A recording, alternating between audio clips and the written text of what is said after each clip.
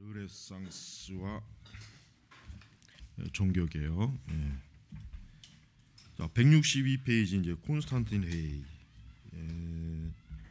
후스는 결국은 이제 후스는 이단으로 이제 정죄를 받고 화형을 이제 당해죠. 이제 그 보면은 그 제목이 막 이제 후스가 어떤 죄를 졌느냐 막 그 제목이 막 뭐 72 제목 뭐 54개 뭐 45 또 뭐 42 막 이렇게 이제 제목이 막 늘었다 줄었다 막 그렇지만 결국은 어때요? 결국은 최종적으로 39제목으로 그 165페이지는 39제목으로 사실은 결국은 이제 정제됐어요. 물론 이제 콘스탄틴 종교회의는 애초에 그 후스의 문제를 가지고 열려고 한 게 아니라 뭐예요? 그 당시 그 교황청 내부 교황권 안에 그 분열 이런 것들을 좀 수습을 하려고 이제 콘스탄틴 회의가 사실은 열려졌던 건데 이제 후스를 공연히 그러니까 후스를 그 회의의 어떤 중요한 의제로 올려놔서 후스를 좀 다루고 또 후스가 말하는 위험한 그러한 그 로마 카톨릭에 대한 그 비판하는 그런 것들에 대해서 후스에 대해서 좀 손을 봐줘야 되겠다. 이제 이런 의도를 가지고 후스를 끄집어 드렸어요. 후스가 그래서 이제 그만 속았죠. 그러니까 분명히 신변 안전 보장을 받고 이제 그 회의에 참석하고 거기에 갔는데 그만 이제 가자마자 이제 뭐 감옥에 갇히고 그래서 이제 제대로 이제 그 참 자기를 변증도 못하고 변호도 못하는 이런 상황 가운데 결국 후스는 종교개혁의 어떤 첫 그 순교자라고 볼 수 있어요. 종교개혁의 첫 순교자로서 우리는 후스를 분명하게 하여튼 인정을 할 수 있습니다. 그래서 165페이지 하반절에 보면 후스가 이제 자기를 이제 정죄한 그 제목에 대해서 후스가 말하는 게 나오죠. 여기 보면은 하지만 하나님을 위해 공청회가 나에 대해 고소한 제목들과 거룩한 박사들의 작품관에 설명하라는 기회가 나에게 주어지기를 간절히 기도한다. 나의 설명들이 만족스럽지 않다면 겸손하게 종교회의 가르침을 따르도록 하겠다. 루터와 후스의 차이가 뭐냐면 루터는 그래도 자기의 그러니까 자기 자신의 그 신학적 입장에 대해서 그래도 어느 정도 변호하고 변증할 수 있는 것이 그래도 기회가 있었는데 후스는 그런 기회가 거의 없었어요. 그래서 지금 이런 요청을 하는 거고 그리고 이제 후스를 이제 화형까지는 시키지 않으려고 이제 그런 내부적으로 이제 그렇게 이제 좀 의견을 모았지만 문제는 뭐냐면 자신의 견해를 철회해야 된다는 거. 즉 후스가 그동안 로마 카톨릭에 대해서 했던 모든 그의 저서와 그의 연설과 그의 설교와 그런 것들을 철저하게 철회하고 회개하고 이제부터는 이제 다시는 그런 로마 교회를 반대적 어떤 적대적인 글이나 뭐 설교나 연설을 하지 않겠다 그런 약속을 해야만 어때요? 후스를 그냥 이제 화형까지는 시키지 않고 이제 종신형으로 그렇게 하려고 했는데 후스는 철회하지 않았어요. 그래서 여기 보면은 화형 집행 하루 전날 그가 이렇게 쓰고 있다 그랬죠. 그 166페이지 보면은 예수 그리스도의 종이 되기를 원하는 나 존 후스는 나의 서적에서 발췌된 모든 죄목이 거짓임을 자인하기를 원치 않는다. 둘째로 거짓 증인에 의해 나에게 내려진 제목들에 대하여 지금까지 내가 전했고 고수했던 것을 스스로 공포하기를 원치 않는다. 실제로 내가 위증하지 않은 한 나는 스스로 철회하기를 원치 않는다. 루터도 그랬죠. 루터도 철회하라 그랬어요. 루터도 어때요? 그 황제와 그 주교들 앞에 가서 너의 그동안 너가 발설한 모든 이단적인 것들을 철회하면 용서하고 풀어주겠다. 하지만 루터도 어때요? 단호하게 거부했죠. 후스도 마찬가지. 후스도 오늘 이 나와 있는 거 보면은 단호하게 그 심지어는 이제 그가 그 화형대 위에서까지도 그가 만약에 철회를 하면은 풀어주겠다 이제 이런 제의를 받았지만 거기 보면은 세 번이나 뭐라 하죠? 살아계신 하나님의 아들 그리스도의 나를 불쌍히 여기셨어요. 이런 세 번의 기도를 하나님 앞에 드리면서 기꺼이 어때요? 개혁을 위해서, 진리를 위해서 그는 순교를 한 거예요. 그래서 이제 우리는 이제 후스와 위클리프가 애초부터 이제 이런 종교 개혁의 보통 위클리프를 종교 개혁의 샛별이라 그래요. 그러니까 종교 개혁의 그 칼빈과 루터의 그 종교 개혁의 그 가장 중요한 핵심적 주장들을 위클리프가 사실은 다 주장한 거예요. 그다음에 후스도 역시 위클리프의 영향을 받았고, 그래서 이제 이런 그 후스나 위클리프 같은 사람이 어때요? 당시의 교회, 당시의 그 중세 시대 로마 교회의 그 부패와 타락상에 대해서 조용히 침묵으로 일관하지 않고 어때요?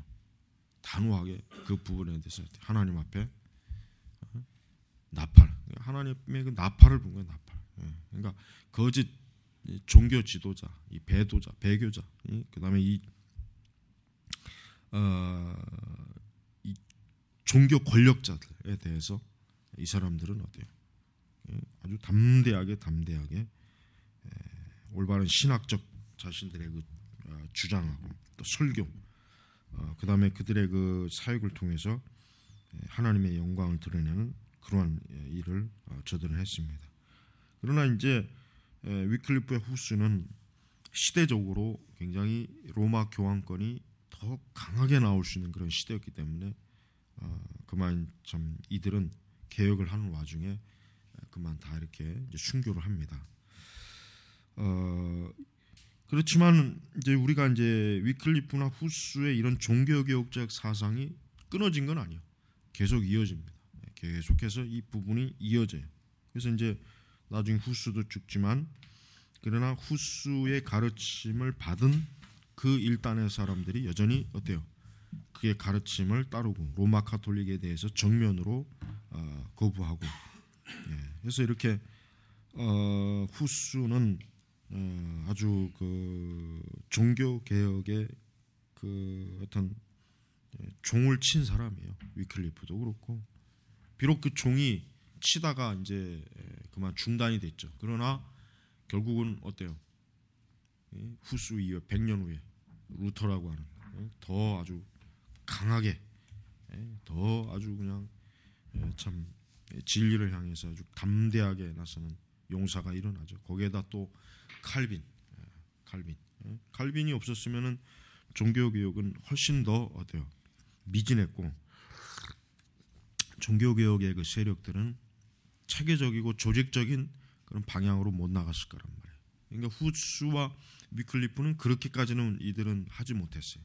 이들은 아직 그렇게까지는 이제 생각을 하지 못했죠. 그래서 우리는 이런 그 르네상스 시대에 이러한 인물들이 나타날 수 있었던 원인이 뭐냐? 결국 이러한 사람들이 당시에 기독교를 새롭게 바라볼 수 있는 그런 시야가 확 열린 사람들이 있어요. 열린 사람. 그냥 맹목적으로 전통을 고수한 사람들이 아니라 이제 새롭게 진리에 대해서 좀 다시금 성경으로 말씀으로 이렇게 판단하려고 하는 그런 좀 개혁적 그런 사상, 개혁적 태도를 저들이 가지고 있었습니다. 자, 다음 이제 6장으로 가면 이제 에라스무스와 제자들. 에라스무스는 특별히 에라스무스의 가장 큰 업적이라면은 여기 나오죠. 헬라어 신약 성경. 에라스무스는 이 헬라어 신약 성경이 우리가 어제도 그랬지만 찌빙글리도 받고 루터도 역시 에라스무스의 신약 성경을 통해서 어때요? 더 자신의 개혁에 더 이제 그 진리에 성경의 교리적 진리에 대해서 더 좀 분명하게 확인할 수 있고, 그 당시에 이제 많은 인문학자들 또 많은 그 시대의 그 성직자들은 에라스무스의 헬라어 신약 성경을 다 어때요? 다 읽었고 이걸 통해서 더 하나님의 그 말씀에 대해서 명확하게 저들은 알 수가 있었어요. 그래서 이제 에라스무스는 그의 재능이 어때요? 그의 재능은 글을 학문적 업적을 통해서, 학문적 그의 자질을 통해서 어때요? 인문주의를 주도하는 주도자입니다. 에라스무스는 물론 이제 에라스무스는 이제 뭐 나중에는 이제 결국은 로마 가톨릭으로 다시 이제 돌아가죠. 이제 그 안에서 이제 개혁하자. 그 안에서 이제 어떤 그 나름대로 이제 교회를 좀 새롭게 좀 변화시켜 보자 이런 생각을 가졌지만, 그런 에라스무스는 근본적으로 루터하고는 좀 루터의 종교개혁에 대해서 에라스무스는, 만약에 에라스무스가 루터의 종교개혁을 지지했다면은 어쩌면 더 이 그 종교개혁이 더 아마 많이 확산되지 않았을까. 더 좀 특별히 이제 그 지식인층에, 인문학자들, 일반 지식인층에 더 많이 퍼졌지 않았을까. 이제 그런 생각도 해요. 그러나 그렇게 하지 못했습니다. 자, 에라스무스는 1467년 10월 27일이나 뭐 28일 로테르담에서 이제 태어났죠. 그래서 이제 여기 이 책에도 나오지만은 뭐 이제 에라스무스의 출생일에 대해서도 아직 그 좀 학자들 간에 논쟁이 된다고 그래요. 언제인지 잘 모르나 봐요. 그러나 이제 에라스무스의 이제 출생 연도도 지금 여기서는 뭐 66년이냐, 69년이냐, 뭐 67년이냐, 이제 근데 이 책에서는 그냥 67년으로 이제 저자가, 근데 이제 하여튼 그의 출생 연대 날짜가 조금 좀 약간 모호하긴 했나 봐요. 부친은 이제 사제였고, 그러나 그 부친 자체가 이제 그냥 평범한 일개 사제가 아니라 인문주의, 당대의 인문주의 학자들이 알았고 교육을 받은 사람이에요. 그만큼 이제 에라스무스에게 지적인 영향을 그의 아버지가 끼친 거죠. 아버지가, 루터는 전혀 뭐 그런 영향을 받지는 않았죠. 그러나 에라스무스는 벌써 아버지부터 어떤 인문학적인 또 성직자로서의 뭔가 좀 나름대로 꽤 영향력 있는 그러한 사람이었던 것 같아요. 그러다가 이제 그는 이제 그 아버지가 이제 그러니까 에라스무스의 그 교육 환경이 좋았을 거예요. 에라스무스 교육 환경이 굉장히 좋았고, 교육에 대한 그 아마 명확한 그 계획이 그의 아버지로부터 이제 에라스무스에게 이제 그대로 내려놓았던 것입니다. 자, 그래서 이제 그의 이제 에라스무스의 그 활동을 보면은 그는 이제 주로 공부하는 일, 학문을 쌓는 일에 굉장히 많은 시간을 보냈어요. 물론 이제 나중에 이제 사제로도 임명을 받고 성직자로서도 그 나름대로의 있지만, 에라스무스는 주로 뭡니까? 대학교에서 가르치는 것, 또 책을 써서 어떤 그 자기의 사상과 자기의 어떤 주장을 드러내는 것. 이제 에라스무스는 그런 일에 주로 이제 많이 쓰였어요. 그러니까 에라스무스는 자기 구원에 대한 그 어떤 갈등이나 이런 부분은 에라스무스에게서는 별로 그렇게 큰 비중을 차지하지는 않은 것 같아요. 그러니까 루터는 애초부터 구원의 문제, 자기가 어떻게 하나님께 의로워질 수 있느냐 하는 구원의 문제에 대해 굉장히 그 치중했지만, 에라스무스는 전반적으로 봤을 때 뭐예요? 그는 어떤 학문적 문제에 굉장히 많이 골몰했어요. 그래서 나중에 여기 보면은 보지만은 특히 이제 그가 헬라어를 공부하는데 한 3년 동안의 그 시간을 쏟아부어요. 여기 책에도 나올 거예요. 3년 동안의 그 시간을 쏟아서 결국은 이제 헬라어를 모르면은 성경의 진리를 더 깊이 파헤치기 힘들겠구나. 그래서 이제 헬라어를 한 3년 동안 꾸준하게 공부해서 나중에는 능숙하게 그래서 이제 결국은 헬러 신약 성경까지도 그가 이제 손을 댈 수 있을 정도였어요. 그리고 이제 라틴어는 뭐 당연히 잘했고, 라틴어는 뭐 에라스무스는 전혀 어려움 없이 라틴어는 잘 공부했던 것 같아요. 그래서 이제 에라스무스는 173페이지 하반절에 보면 뭐야? 에라스무스는 자신을 아직도 인문주의라고 생각했다. 에라스무스는 인문주의자예요. 본인이 이제 아마 오락가락했나 보죠. 내가 인문주의자냐 아니냐, 뭐 내가 성직자냐 아니냐. 그러나 에라스무스는 본질적으로 뭐 인문주의 학자입니다, 학자. 그래서 그는 그 당시의 지성계의 그 어떤 철학이라든가 종교 이런 부분에 대해서 굉장히 자기 나름대로의 메시지, 그런 주장을 갖고 있는 그런 사람이었어요. 그래서 그는 여러 책들을 많이 쓰죠. 여러 그 책들 써요. 우신 예찬이 가장 이제 대중적으로 좀 유명한 그런 작품이고, 그 외 여러 작품을 쓰고 이제 고전에 대한 그 연구도 굉장히 나름대로 치밀하고. 그래서 에라스무스는 그 주변에 있는 가까이 사귀는 사람도 어때요? 학문적 자질이 뛰어난 사람들을 사귐으로 자극을 받아요. 자기가 그 어떤 지적 활동하는데, 앞으로 그 공부하는 데 있어서 많은 자극을 받습니다. 자, 에라스무스에게 가장 여러 가지 영향을 준 인물이 존 콜렛. 존 콜렛, 여기 지금 176페이지 나와요. 존 콜렛. 토마스 모어는 굉장히 그 당대나 지금이나 좀 유명한 사람이죠. 토마스 모어. 그래서 이제 지금 존 콜렛이 이제 에라스무스에게 가장 많은 영향을 준 사람이다. 이렇게 이제 이 책에서도 지금 그렇게 나오고 있어요. 그래서 어떤 성경 해석 방식, 어떤 그 지적인 체계를 세운 일에 있어서 에라스무스가 영향을 받고 또 그런 영향을 또 주기도 합니다. 177페이지 4번절 중세 신학자는 성경에 대한 본문들과 교회 교부들이 쓴 본문들을 기초로 하여 일일이 교리의 전체를 조직하려고 노력했다. 자, 새로운 신학자는 성경 자체로 돌아가서 해석 방법을 찾으려 했다. 그러므로 교리와 전통에 강조하지 않고 본문과 저자를 강조해 두는 새로운 방법이 생겨났다. 에라스무스는 성경 해석 방식법으로 콜렛이 택한 새로운 문법적, 역사적 방법에 감탄했지만 그의 방법 가운데는 치명적인 허점도 감지했다. 콜렛은 어떤 참고서도 없이 벌게이트, 라틴어에서 헬라 본문까지 모든 것을 강의했다. 그래서 콜렛은 에라스무스에게 이사야나 모세책 강의할 때 자신의 방법을 사용하라고 했지만 에라스무스는 그렇게 좋은 방법을 사용하기는 자신이 너무나 미미하다고 생각했다.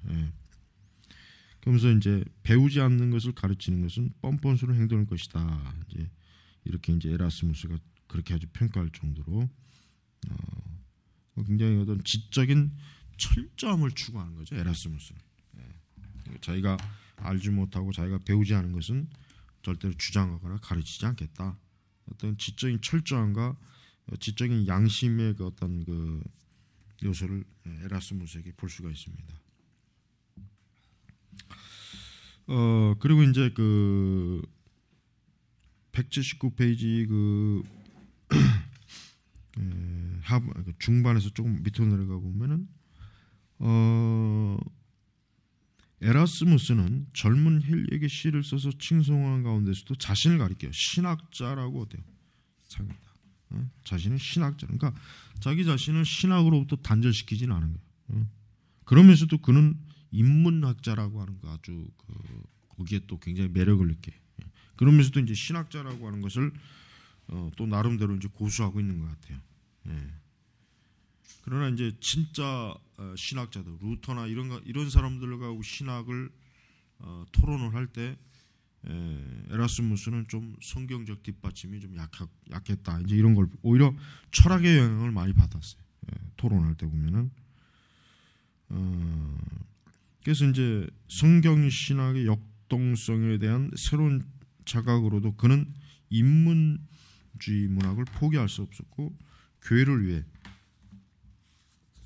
그것을 사용할 수 있길 바랬다. 이를 기점으로 그의 연구와 작품들은 나란히 걸어갔다. 이를 위해서 먼저 헬라어를 터득하고 연구하는 일이 전제 조건이었다. 그래서 이제 그가 로마서 강의에서 헬라어를 사용치 못한 콜렛의 무능함과 언어를 완전히 터득한 그로켄의 능력을 통해 에라스무스는 신학자로서의 자질이 성경 언어의 지식에 절대적으로 의존한다는 사실을 깨달은 거예요.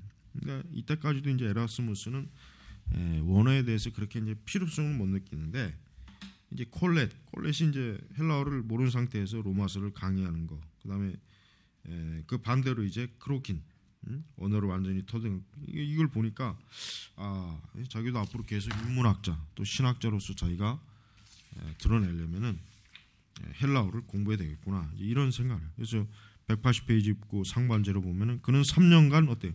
헬라어를 집중적으로 공부했다. 그러니까 3년 동안 내내 헬라어 공부에 전념한 거예요. 그래서 이제 그러니까 이 정도가 되니까 이제 나중에 어때요? 그 헬라어 지식을 가지고 금원집도 만들고 또 1505년 뭐예요? 헬라어 신약 성경을 어때요? 라틴어로 번역했다. 이게 사실은 이제 결정적으로 에라스무스의 이름이 학자로서 아주 대단한 그 당대의 최고의 지식인으로서 알려지는 하나의 계기가 돼요. 로마 교회에서도 에라스무스를 굉장히 칭찬했고 로마 교회 에라스무스는 비교적 로마 교회로부터 굉장히 많은 환대를 받았어요. 교황도 굉장히 에라스무스를 굉장히 그 권위를 지적인 권위에 굉장히 높여줬어요. 아마 이제 그게 좀 내가 볼 때는 에라스무스가 루터하고는 좀 차이인 것 같아요. 루터는 철저하게 어때요? 로마로부터 아주 완전히 뭐 배척받았죠. 무식한 저 시골의 독일의 저 돼지 같은 수도사가 헛소리 한다고 아주 깔봤어요. 아주 루터를 굉장히 깔봤다고.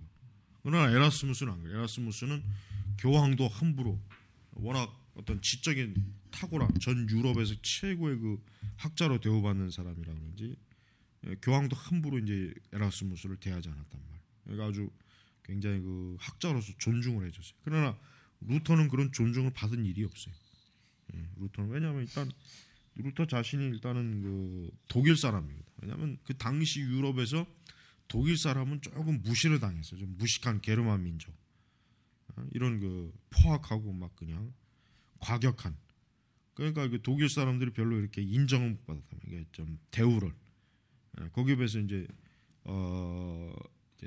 화란 사람이 이제 그 에라스무스는 학문적으로도 인정을 받고 있고 민족적으로도 또 어느 정도 물론 뭐 라틴 계열은 아니지만 그래도 인정을 받는 그런 사람이었단 말이에요. 그는 33세까지 헬라 연구를 시작하지도 않았다. 그러니까 33세까지는 헬라어를 공부 안 한 거예요. 그러다가 어때요? 33세부터 36세까지 어때요?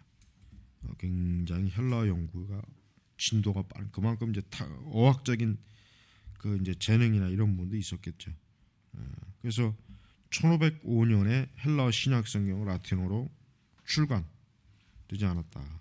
1519년 1519년 헬라어 신약 출판되기까지는 라틴어역은 출판되지 않았다. 1505년 에라스무스는 헬라어 신약 성경의 비판책은 출발하려고 생각하지도 않고 있었다. 아마도 이러한 계획들은 기독교 군사의 검에서 말하듯 에라스무스가 기독교계의 기대에 대한 비전을 가지기 전에 생겨서 그랬다. 그는 기독교의 개혁은 교회가 믿음의 원전인 성경으로 돌아갈 때만 일어날 수 있다고 보았다.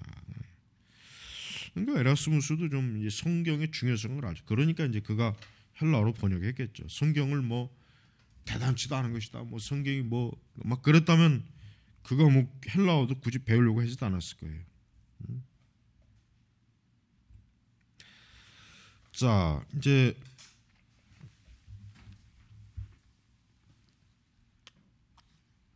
181페이지 쪽으로 넘어가면은 에라스무스는 어떤 수도원의 생활 그 부분에 에라스무스는 별로 그렇게 루터처럼 아주 치열하게 그가 이렇게 쏟아붓진 않았어요.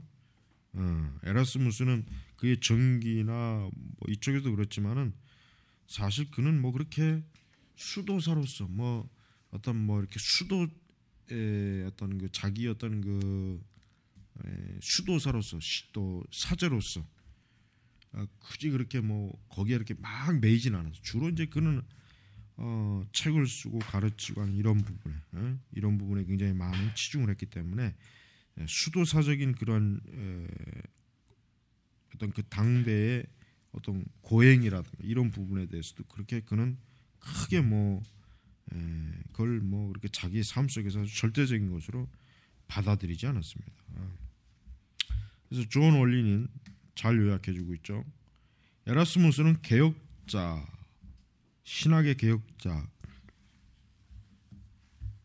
도덕의 개혁자, 그다음에 사회 개혁자로서 여러 가지 일들을 시작하고 비로소 부각된다. 세 가지 영역이 서로 연결돼 있다. 인문주의 학문의 발전성과 기독교 지식의 확장. 그는 인간 학문의 제한성을 인식했다. 하지만 하나님의 진리와 하나님의 나라의 길을 나타내는 무지, 그것은 무지가 아니라 지식이다. 에라스무스는 무엇보다도 에라스무스가 가장 강조한 것은 지적인 그런 그 토대를 쌓는 거예요. 여기서도 나왔지만 에라스무스는 그 중세 시대 그 좀 신비주의적이고 또 고행주의, 공로주의, 뭔가 좀 로마 천주교의 그 여러 그 그냥 그 좀 잡다한 불순물에 이렇게 덜 많이 영향을 미친 영향을 받은 사람. 오히려 뭐예요? 그는 오히려 무지한 게 신앙의 적이다.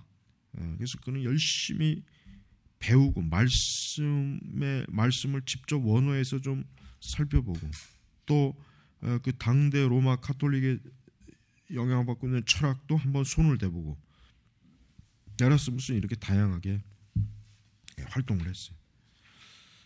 그래서 182페이지 보면은 소크라테스는 에라스무스는 만일 사람이 올바로 안다면 올바로 행할 수 있다고 생각했다. 그러니까 이 사람은 지식이 어떻게 자칫하면 지식 절대주의로 흐를 수도 있어요.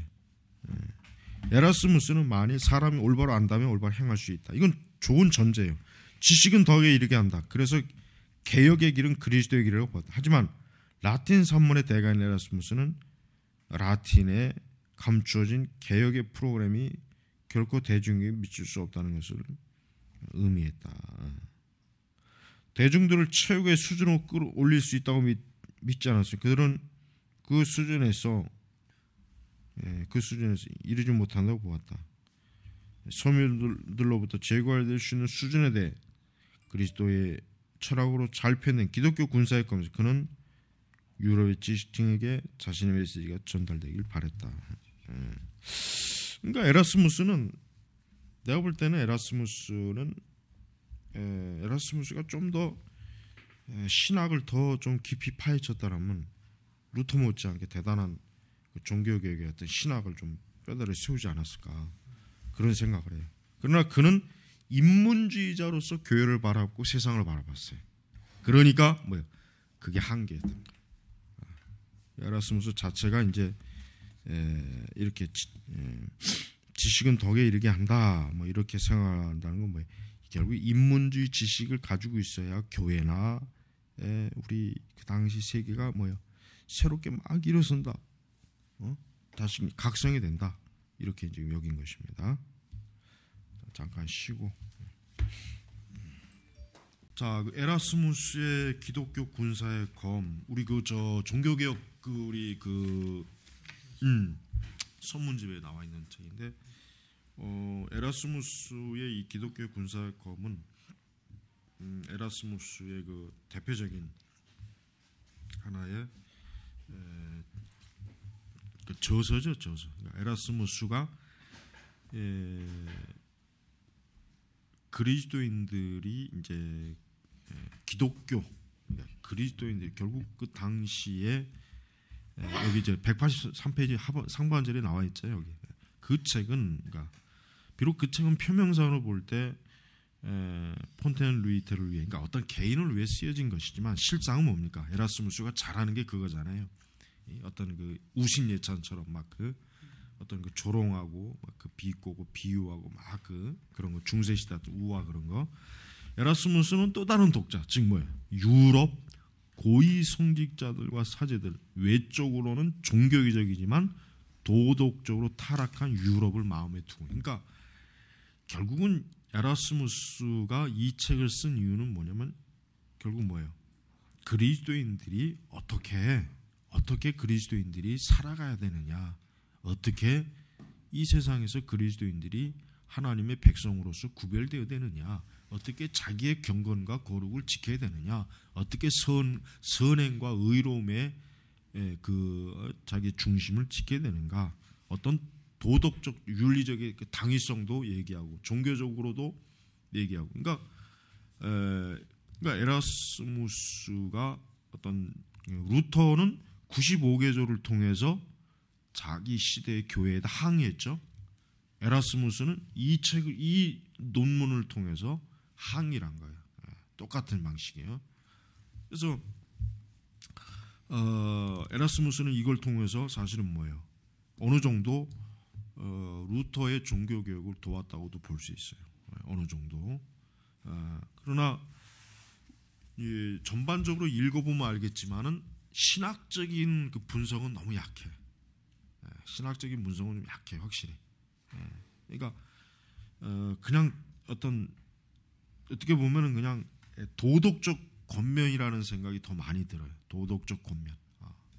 그러나 신학적 기반을 두고 권면을 한 것이 아니기 때문에 이거는 사실 이런 글들은 잠깐은 충격적으로 올지만 그렇게 결국은 오래 뿌리 영향을 내릴 수 없어요. 반면에 루터는 어때요?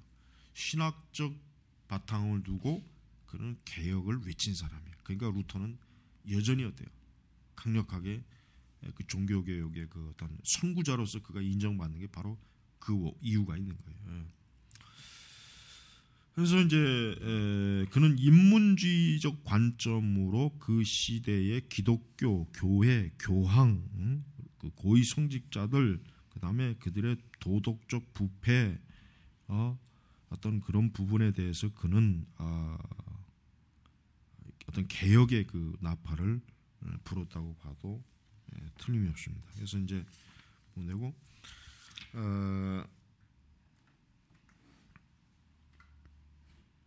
금원집 가면서 나한테 금원집이 있는 나한테 그 에라스무스의 금원집이 있어. 금원집이 있어. 에라스무스는 금원집을 특별히 좀 여기 보니까 818편에 금원집이 실려 있다 그랬죠. 이 금원집이란 게 뭐냐면은 잠언식의 짧은 병구 그것들을 다 이제 모아가지고 이제 뭐 좀 신앙의 또 그 시대 그 사람들에게 어떤 지식을 그것도 이제 지식인에 한해서 왜냐하면 뭐 금원집 자체가 뭐 보편적 모든 사람이 볼 수 있는 그것이 아니라 라틴어로 돼 있고 또 그런 헬라의 또 제자들에게서 발췌된 것도 있고 하니까 금원집 자체가 사실은 모든 사람들이 다 볼 수 있는 금원집이 아니라 성직자들, 그러니까 적어도 그 시대 그 고위 지식층, 고위 성직자, 학자들 이런 사람들이 주로 이제 볼 수 있는 그러한 그 금원집을 이제 그는 만들어서 그거를 이제 그 당시에 이제 지식인층들이 좀 보고 그렇게 하게 했어요. 그리고 이제 우신예찬이 또 유명하죠.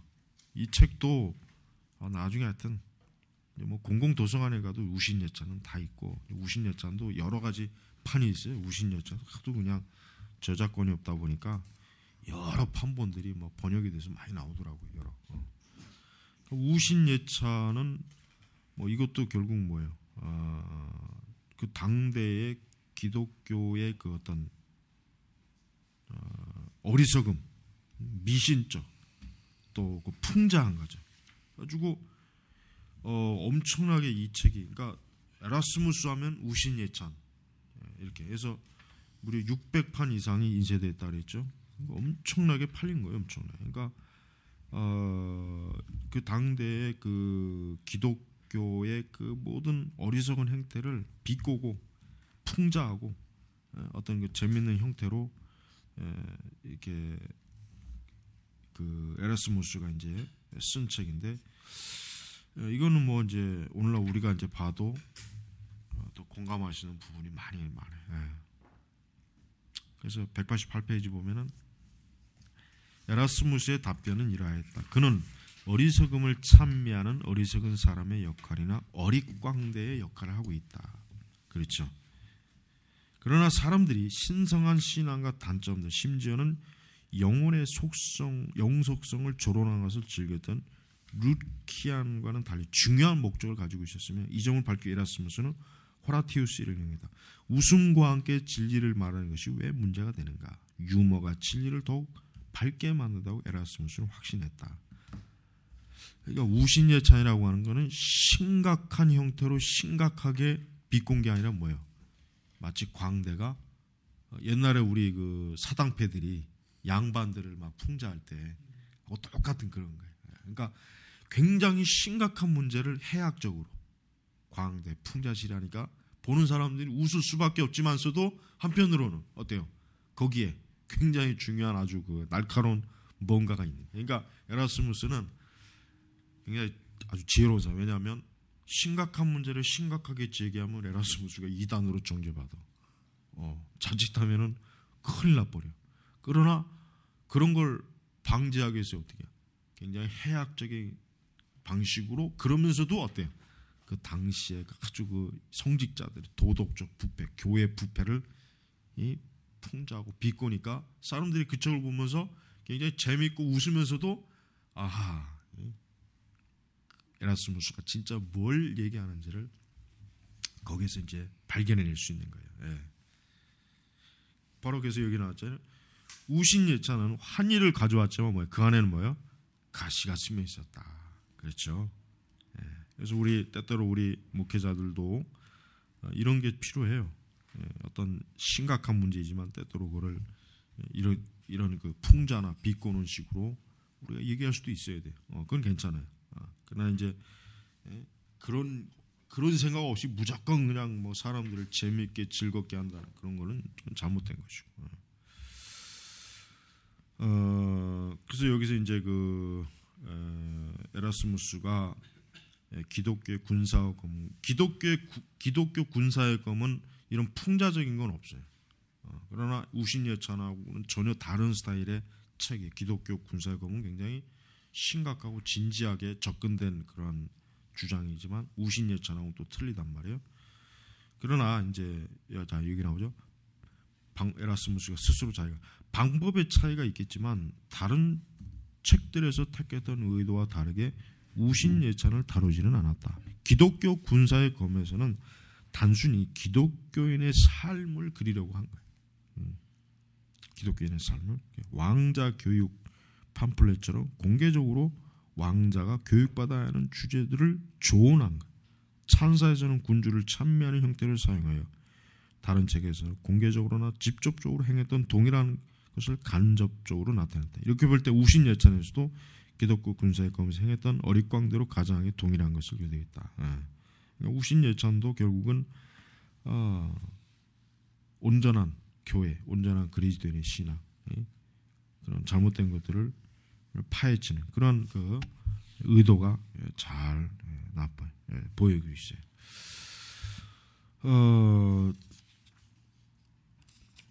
자, 계속 이제 넘어가서 에라스무스는 자기가 쓴 그 책, 자기가 쓴 그 주장에 대해서 그는 좀 더 사람들이 이해할 수 있게 자기 스스로 이제 변증도 많이 하고 그렇게 해요. 그래서 지금 이 글자 적은 인용문들은 다 에라스무스가 이제 거기에 대한 답변이고, 191 그 중반에 존 올린에 의하면 에라스무스는 모든 사회에 개혁이 일어나야 한다고 믿었다. 그렇죠. 모든 사회. 그는 국가와 교회에서 가장 큰 세력을 가진 사람들이 개혁에 대한 전적인 책임을 져야 한다고 믿었다. 세력을 가진 중개인들이 회개하고 새로운 도덕적 기준을 정립함으로 일어날 것이며 개혁의 목적은 그리스도를 닮은 것이다. 에라스무스가 빈정됨에 비꼬는 대상들은 신학자들의 새로운 부류들, 종교적 부류들. 그는 스콜라 철학에 대해서도 사정없이 조소했다. 이 단락에서 우리는 에라스무스가 어리석음의 탈을 벗어던지는 걸 볼 수 있고 독자가 기독교 철학자 에라스무스를 볼 수 있는 대목이다. 그러니까 에라스무스도 루터의 어떤 그 심정은 에라스무스에게도 있었던 거예요. 그만큼 자기 당대의 교회 로마 가톨릭이 정상적인 지금 어때요? 길에서 이탈돼서 너무 심각하게 지금 많이 타락했기 때문에 그래서 국가와 교회에서 가장 큰 개혁을 세력을 가진 사람들이 개혁에 대한 책임을 져야 된다. 이 사람들 누굽니까? 바로 뭐 교황부터 시작해서 추기경, 고위성직자들, 그다음에 주교나 영주들, 왕들. 그러니까 이 사람들이 개혁을 하지 않으면 누가 하겠냐 이게 누가? 뭐 농민들이 하겠냐? 농민들이 하게 되면 어떻게 됩니까? 바로 반란, 전쟁, 엄청난 피해 흘림이 있는 거예요. 그러나 왕들이 하면 어때요? 교황이나 이 사람들이 하면 피 흘릴 일이 없어요. 그죠? 이 사람들이 자기들의 권력으로 바른 개혁을 하자면 얼마나 참 순조롭게 되잖아요. 그러나 밑에서부터 개혁을 하려고 그러면 항상 뭐야? 항상 혁명, 폭동, 전쟁, 피 흘리는 게 없을 수가 없어요. 근데 이제 에라스무스는 내가 볼 때는 좀 순진한 생각을 갖고 있는 것 같아요. 왜냐하면 이게 이제 학자의 한계예요. 학자들은 현실을 잘 이게 파악을 못해요. 어떤 학자들은 뭔가 우리 교육에서도 그래. 신학자들이 어떤 문제를 꼬집는 면에서는 날카롭지만 실제로 그것을 어떻게 현실적으로 적용하는 것에 대해서는 잘 몰라요. 그러니까 학자들의 한계는 뭐예요? 좀 더 어떤 자기 분야의 전문적인 지식이 있어서 굉장히 깊이 있긴 하지만 실제로 뭐예요? 그거를 현실과 어떻게 결부하느냐에 대해서는 굉장히 좀 학자들은 그게 한계. 그러니까 신학자들이 교회를 개혁을 못해요. 교회를 개혁할 수 있는 사람들은 목회자들이에요. 신학자들은 못해요. 신학자들은 개혁을 하는데 어떤 그 주변부에서 그걸 도울 수는 있지만 신학자들은 개혁을 할 수가 없어요. 못해. 할 그런 만한 그 안목이 그들에게 그런 실천적 행동력이 그들에게는 없단 말이에요. 그래서 교회라고 하는 것은 이렇게 단순히 어떤 그러니까 우리가 어떤 이상만 가지고는 개혁을 할 수가 없어요. 철저하게 현실을 제대로 직시하고 알고 그런 가운데서 개혁이 되는 것이지 이상만 가지고 개혁을 한다는 것은 뭐 무모한 거죠. 무모. 자, 192쪽으로 가면은 하나님은 과연 여자, 악마, 나귀, 바가지나 부싯돌의 형태를 취할 수 있을까? 만일 그렇다면 땅이 설교하고 이적을 베푸고 그리고 십자가에 못 박히시단 말인가? 만일 그리스도께서 십자가에 달리실 때 베드로가 성례를 했다면 무엇을 성별했을까? 요컨대 그는 하찮은 사색들을 무수하게 고발하면서 그러니까 이게 지금 뭐예요? 스콜라 신학자들이 한심스러운 거예요. 심지어는 뭐 대표적인 게 뭐예요? 바늘 끝에 천사가 몇 명이나 올라가느냐. 그걸 가지고 신학자들이 그냥 주야장창으로 토론. 그러니까 지금 에라스무스가 비꼬는 거예요. 그래서 스콜라 철학을 비웃는 거예요. 그런 전혀 어떤 뭐에 쓰잘데없는 것 가지고 그렇게 토론하. 그 뭐냐 이게 그게. 190페이지 작은 글자를 좀 보면은 미묘한 점들을 미묘한 점들을 미묘하게 구별한다는 것이 스콜라 철학적 주장으로 말미암아 더욱 미묘하게 되고 말았다. 당신들은 실제론자, 유명론자, 토미스트들, 알버티스트들, 오카미스트들, 오캄 따라 스코티스트.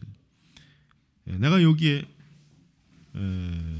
다 언급하지 않고 단순히 몇 개만 언급하는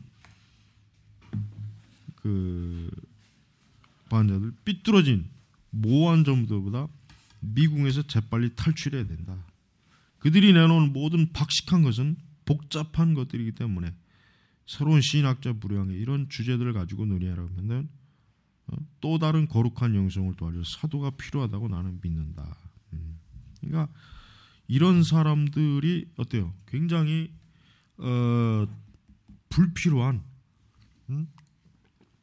뭐 실제론, 유명론, 그다음에 토미스트, 알버티스트, 오카미스트, 그러니까 이런 사람들의 그 복잡한 신학, 그 박식한 그런 것들이 과연 실제적으로 우리 그리스도인들에게 어떠한 영적인 어때요? 선한 분별력을, 또 선한 영적 열매를 이끌 수 있겠느냐, 이제 그렇게 지금 얘기하는 거예요. 바울은 믿음을 나타내 볼 수 있지만 단순히 믿음은 뭐야? 바라는 것들이 실상에 보지 못하는 증거라는 정의를 내리고 있는데 그야말로 비스콜라적이다. 그래요. 바울은 실제적인 사람. 바울은 어때요? 바울이 굉장히 학식이 많고 헬라 철학에도 조예가 있고 그렇지만 바울은 실제적으로 우리가 하나님을 믿는 그 믿음을 어때요? 얘기한 사람이 이 스콜라 철학자들처럼 아주 그냥 난해하고 불필요하고 쓸모없는 것들을 가지고 토론하면서 오히려 뭐예요? 신자들의 신앙에 전혀 도움이 안 되는 그런 이론이나 자꾸 이렇게 개발해내고, 그러니까 오늘날로 얘기하면은 현대 신학자들하고 똑같은 사람이에요. 현대 신학자들의 신학을 보세요. 그 보면은 하나도 도움되는 게 없어요. 도움되는 게. 발트도 마찬가지죠. 여러분 발트도 솔직히 도움되는 게 없어요. 그 발트 책 다 읽어봐야 과연 그 책 읽고 성경을 제대로 설교할 수 있을래나? 그건 못해요. 그러니까 에라스무스의 이런 주장은 오늘날에도 그대로 적용이 되는 거예요. 고린도 13장에서는 그것을 변증법적으로 설명하거나 정의하지도 않는다. 그렇죠? 고린도 사랑에 대해서 뭐 아리스토텔레스가 뭐라고, 소크라테스가 뭐라고, 어쩌고 저쩌고. 바울이 그런 식으로 사랑을 정의했다면 누가 그걸 보겠어요? 그렇게 안 했다. 사도들은 성체를 따라올 경건으로 성별지었지만 출발점과 도달의 점에 대해 화채설에 동일한 육체가 어떻게 다른 장소에 있을 수가에 대해 하늘에는 그들의 육체, 십자가, 그리고 성례전의 성체에서 그리스도의 육체의 차이점에 대해 화채가 일어나는 정확한 순간에 대해서 의문을 갖지 않았다 이거예요. 그러니까 화채가 되는 정확한 순간, 그러니까 그 당시의 스콜라 학자들은 이 떡과 포도주가 어느 시점에 진짜 그리스도의 몸으로 피로 변하느냐 가지고 그 시간 가지고도 이것들이 지금 토론했다는 거예요. 그러니까 참, 그러니까 여러분 이 스콜라주의는요, 이 개신교 스콜라주의도 똑같아요. 개신교 스콜라주의도 똑같이 이런 현상이 나타난다고. 그래서 우리가 목회자들은 자기가 성경을 설교하고 목회하는 게 그게 최고지, 난해한 쓸데없는 신학적 논쟁에 그게 중요한 게 아니라 그거 연구하느라고 시간을 허비하지 말고 그럴 시간 있으면은 좋은 설교에 도움이 되는 설교집이나 차라리 읽거나 주석을 읽든지 성경을 읽든지 그렇게 해야 돼. 온갖 잡다한 신학적인 것들을 다 파고 들어가지고 나중에 보면 뭘 해야 될지도 모르는 그런 상황이 있단 말이에요. 이게 우선 제일 첫 번째. 그래서 복음의 성경의 중요한 교리에 대한 그 부분을 잘 보존하는 그런 연구 활동을 항상 가져야지. 그거를 수준 낮다고 생각해가지고 과대망상에 빠지면 안 된단 말이에요. 누구처럼 그 3만 페이지 헛소리하는 목사가 3만 페이지가 무슨 필요가 있습니까? 아니 자기가 학자 그러면 학자로 가야 돼. 학자로 3만 페이지는 고사하고 3천 페이지라도 제대로 하면 내 말을 안 했어. 목사는 그게 중요한 게 아니에요. 자기 양들을 잘 먹이고 그 양들이 영적으로 건강하고 바르게 분별하고 그들이 실천적 믿음으로 날마다 세상에서 잘 이겨내고 이게 목회자가 해야 될 일이지. 무슨 뭐 3만 페이지고 그 뭔 소용이 있어? 그걸 누가 읽겠어 그거? 그러니까 그 화란 개혁주의가 좀 그런 면이 있어요. 화란 개혁주의가 보면은 그 책들이나 이런 걸 보면은 설교집 보면은 아주 그 뭔가 틀린 설교는 아닌데 두 번 다시 읽고 싶지 않은 설교집들이. 이 화란 계통에서 나온 설교집들은 보면은 같은 교리 해설서도 화란의 목사들이 그 쓴 그 교리집은 보면은 너무 틀려. 이 청교도들하고 너무 차이가 이게. 예? 최근에 그 성찬에 대한 설교 굉장히 좋은 책이고 그것도 나중에 내가 제보내줘야 되는데 설교집인데 얼마나 그 성찬 설교가 좋은지. 그러니까 그렇게 못 써요. 화란에 있는 그 목회자들, 신학자들은 그렇게 못 쓴, 그렇게 설교를 못해. 그러니까 이게 벌써 비교가 너무 차이가 나. 그래서 내가 영미 개혁주의, 영미 청교도가 중요하다고 이야기해.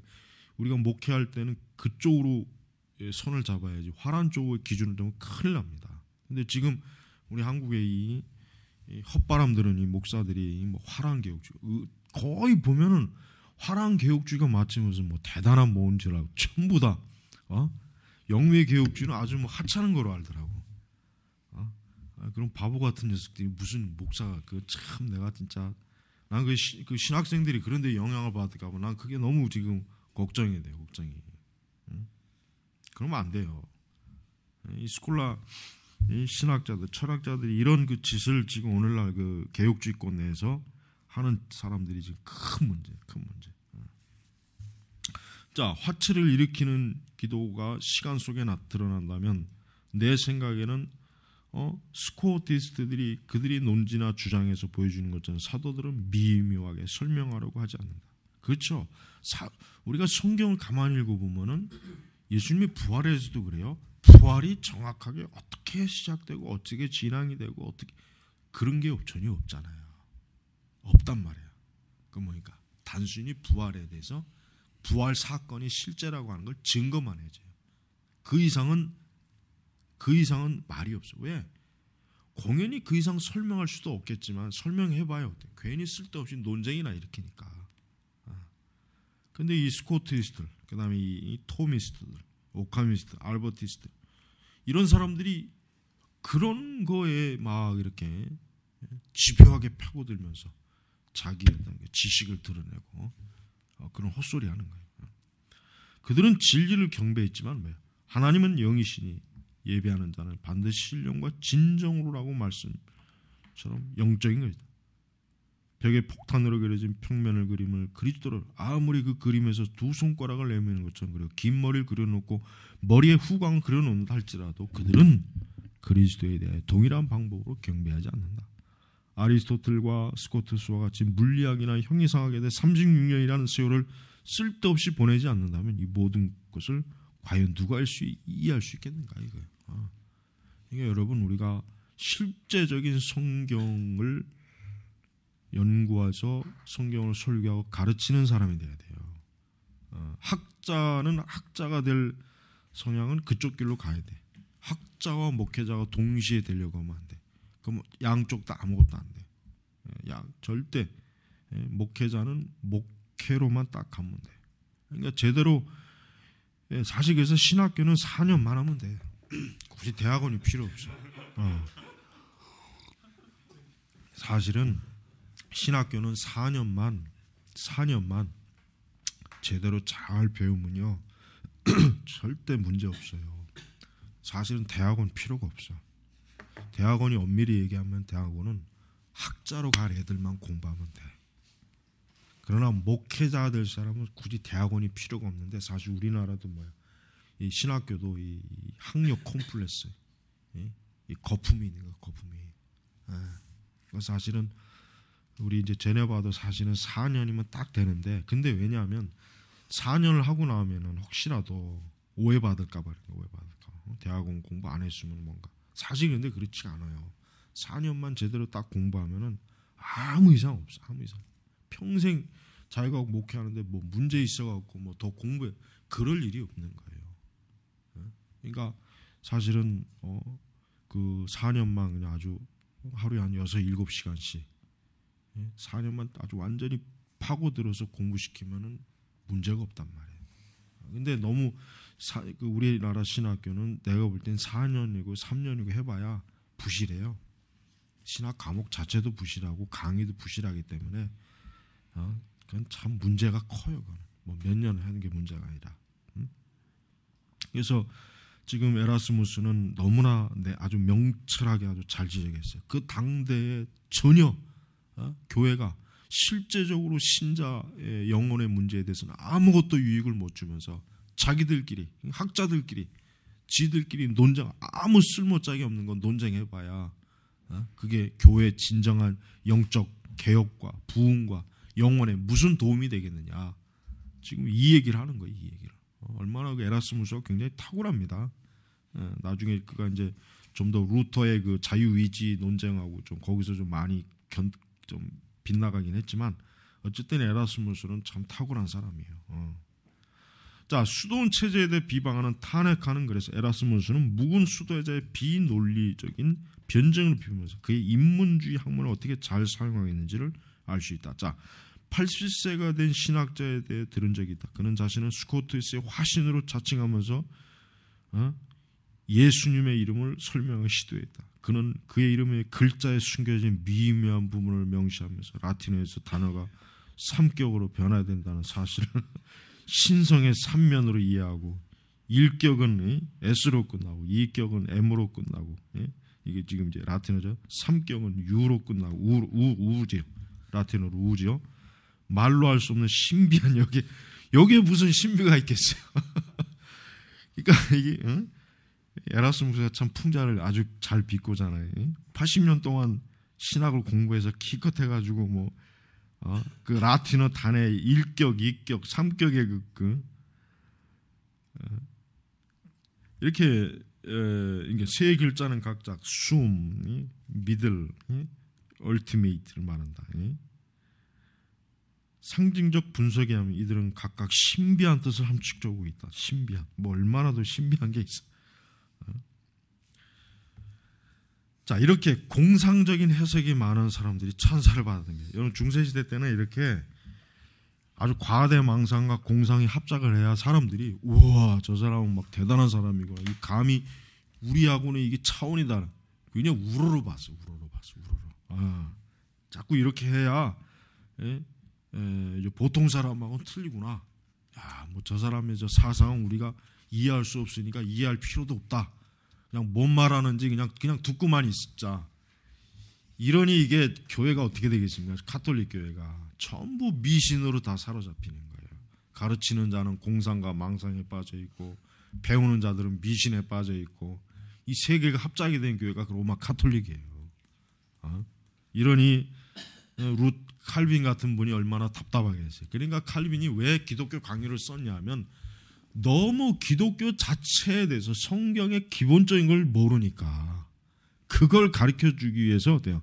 기독교 강요를 쓴 거예요. 그래서 적어도 기독교 강요를 읽으면은 이런 그 헛된 망상, 미신, 몽상에 사로잡히는 않으니까. 그러니까 오늘날 목회자도 이 기독교 강요를 반드시 읽어야 돼요. 반드시 읽고 반드시 그걸 숙지해야 됩니다. 자, 이렇게 에라스무스는 그 당대에 그 아주 진짜 말도 안 되는 이 학자들의 이 망상, 과대 망상, 그들의 그 불필요한 논쟁, 그들의 그 허망한 그 이론, 엉터리 같은 그들의 그 지적 허영심을 아주 그냥 철저하게 참 드러냈습니다. 자, 이제 헬라어 신약 성경, 아주 대표적인 헬라어 신약 성경. 1509년부터 1514년까지 에라스무스는 계속적으로 순수한 즐거움이나 재정 충원을 위해 아니면 두 가지 목적을 위해 고대 고전 작가들을 번역하고 편집했어요. 그래서 에라스무스는 학문 자체를 굉장히 즐겁게 한 사람이에요. 재밌게. 억지로가 아니라 아주 이 사람은 이 아까도 이제 헬라어도 3년 동안 집중적으로 공부해서 나중에 뭐 자기가 번역할 정도까지 됐잖아요. 그러니까 엄청나게 이 어떤 공부와 학문하는 일에 굉장히 즐겁게 한 사람이에요. 머리도 뛰어난 사람이고, 그래서 이제 그는 이제 그 신약 성경을 이제 아마 자기가 이제 그동안 이제 배워놓은 그 헬라어 실력, 또 그것도 점검하고 또 좀 더 자기가 이제 좀 더 성경을 좀 제대로 좀 한번 자기가 좀 한번 번역을 하고 싶다고 하나 이런 어떤 그런 나름대로의 야망이 있었나. 그러니까 이제 그 헬라어 신약 성경을 이제 번역하는 일에 이제 그는 좀 시간을, 그의 인생의 그 시간을 보냅니다. 그래서 이제 여러 이제 과정이 있고, 그런 가운데 이제 주석도도 손을 대고, 여러 이제 그 주석과 헬라어 신약 성경 이거를 이제 나중에 편집하고, 그가 이제 거의 뭐 그 혼자 전적으로 그가 이제 책을 쓰면서 197장 하반절에 보니까 1516년 또 다른 헬라어 신약 성경의 5번째 책인 여러 언어 대역서가 등장했다. 여러 언어 대역서가 뭡니까? 그러니까 이제 우리가 오리겐이 쓴 오리겐이 쓴 그 6개 언어를 가지고 비교 대조한 그것처럼, 그러니까 라틴어, 헬라어, 히브리어 뭐 이렇게 여러 언어로 성경을 대조한 그런 것도 이제 표고. 그래서 5권과 성경 연구에 도움을 주는 주석들이 드는 6번째 권은 1522년에 출판돼. 이러한 알카라판도 레오 10세에게 헌정이 되었다. 자, 평화투쟁. 자, 헬라어 신약 성경은 에라스무스 최고의 걸작이었고, 그의 지식과 재능이 가장 잘 담겨 있는 최상의 이제 기념비였다. 첫 판이 인쇄되었을 때 예찬과 비난이 한꺼번에 쏟아나왔다. 우신 예찬을 따라 터져나온 논쟁들은 더욱 강렬했다.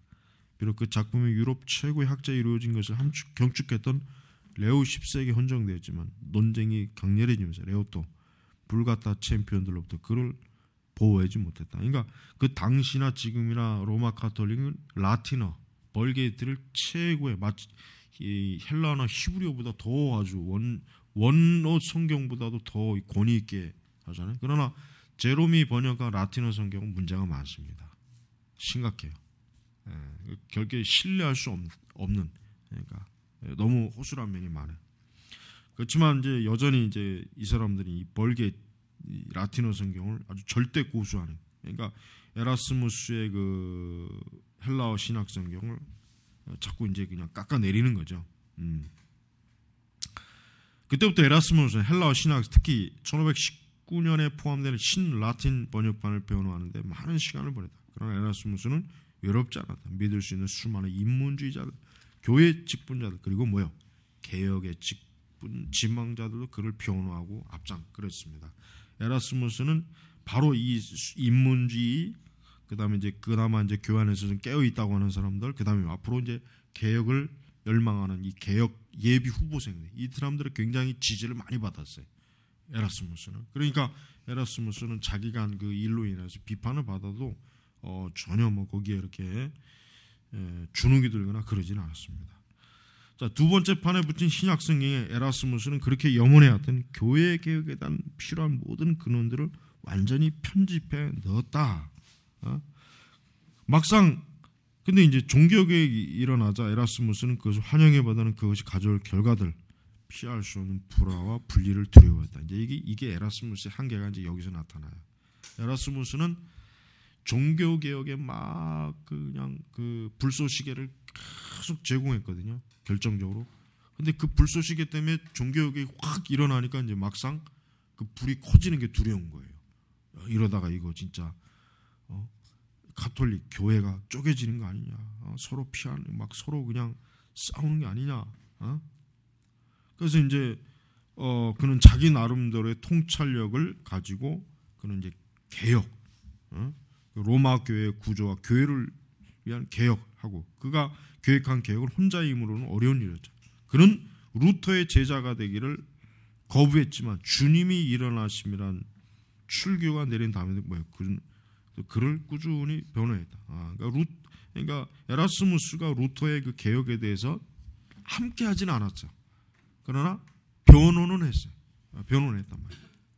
근데 마침내 1526년 자신의 입장을 분명히 밝히라는 사람들의 성화를 이기지만 에라스무스는 적어도 루터를 이해했던 점에 대한 공격하는 글을 썼다. 아주 의지의 자유 이런 가운데 그는 제롬만큼이나 존경했던 오리겐의 작품을 편집하는 데 관심을 기울이고 제롬과 오리겐만큼 높게 존경하지 않았던 어거스틴에 대해서도 관심을 가졌다. 그러니까 역시 뭐 이제 에라스무스도 이제 로마 카톨릭은 제롬을 가장 굉장히 대단한 학자로 여겨요. 왜? 라틴어 성경을 번역한 사람이 제롬이니까.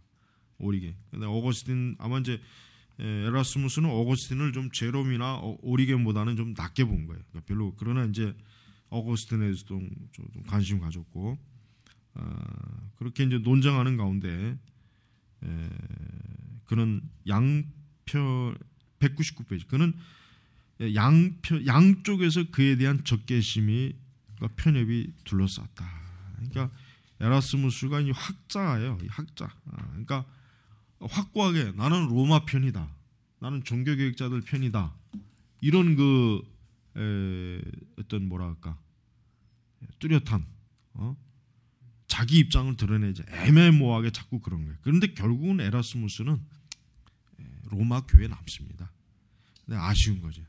에라스무스가 그냥 단호하게 참 카톨릭을 루터와 같이 아니 루터 뭐 함께 하지 않아도 독자적으로라도 좀 했으면 좋았을 텐데 그러나 에라스무스는 그 인문주의 바탕을 둔 그 신학자이기 때문에 아마 그게 이제 본인 스스로도 자신이 없었을 것 같아요. 그래서 이제 그런 거예요. 자, 그래서 무엇보다 에라스무스는 그리스도의 제자가 되기를 갈망했고 온 마음과 마음을 다해 주님을 사랑했고 다른 모든 운동들과 함께 심포니처럼 그의 모든 작품 속에는 이러한 개념이 숨어 있다. 자, 그래서 1515년 금원집에 이런 말이 쓰이죠. 복음에서 말하는 믿음의 최종 목적은 그리스도와 같은 행위이다. 왜 우리가 도덕성과 무관한 것을 주장하며 건축물의 기둥들 즉 버리면 모든 건물을 무너뜨릴 수 있는 것들과 같은 것들을 무시하는가. 마지막으로 우리의 모든 삶 자체가 세상에 대해서만 말한다면 그리스도의 십자가 복음의 이름을 우리의 소망으로 삼을 때 누가 우리를 믿을 것인가. 그래서 에라스무스는 그 마음의 중심에 이제 그리스도를 사랑하는 마음, 또 교회를 사랑하는 마음이 참 그 중심에 분명히 있었어요.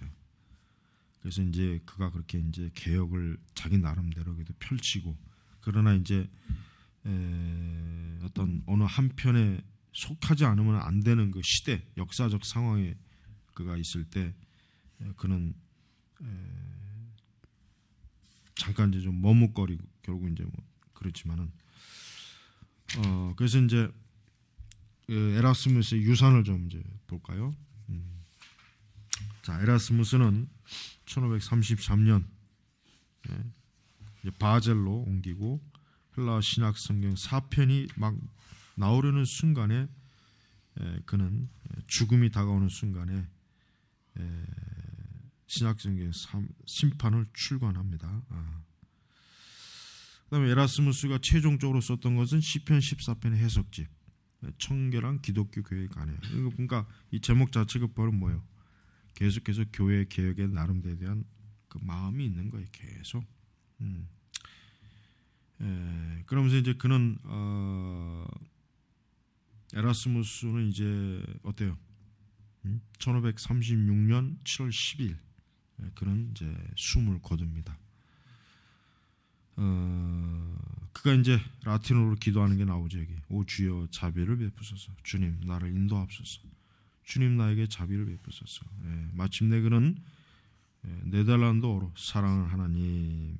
몇 시간 후 어느 장례식을 어느 개혁파교회 대성당에 있는 곳으로 옮겨졌다.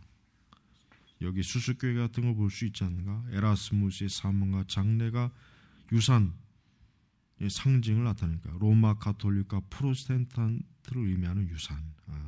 그러니까 에라스무스의 삶은 참 그래도 의미 있는 삶이에요. 왜냐하면 종교개혁자들의 그 기본적 바탕되는 헬라어 성경, 우신 예찬, 그다음에 그리스도의 그 당대 그 기독교의 그 부패함에도 그래도 하여튼 이 그의 그 학문적 능력을 최대한 발휘해서 어떤 교회를 참 온전하게 그리스도의 신자들의 삶을 참 하나님 보시기에 올바르게 이렇게 이제 하려고 애를 썼어요.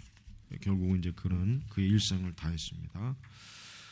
자, 그래서 우리가 이제 에라스무스의 삶을 좀 결론을 지면은 에라스무스는 우리 보통 우리 기독교에서는 에라스무스를 그렇게 하나의 그냥 인문주의자로 이렇게 잠깐 보여요. 종교개혁사에서도 그러나 그렇지 않아요. 에라스무스를 우리가 그래도 이렇게 좀 그의 행적을 좀 살펴보는 것은 앞으로 우리가 이제 종교개혁자들을 이해할 때 굉장히 중요한 소수가 되는 거예요. 그러니까 우리가 종교개혁 그 시대의 그 주변 인물들, 그 주변 사람들의 신학 그것도 잘 이렇게 연구하면은 종교개혁을 더 잘 이해할 수가 있습니다.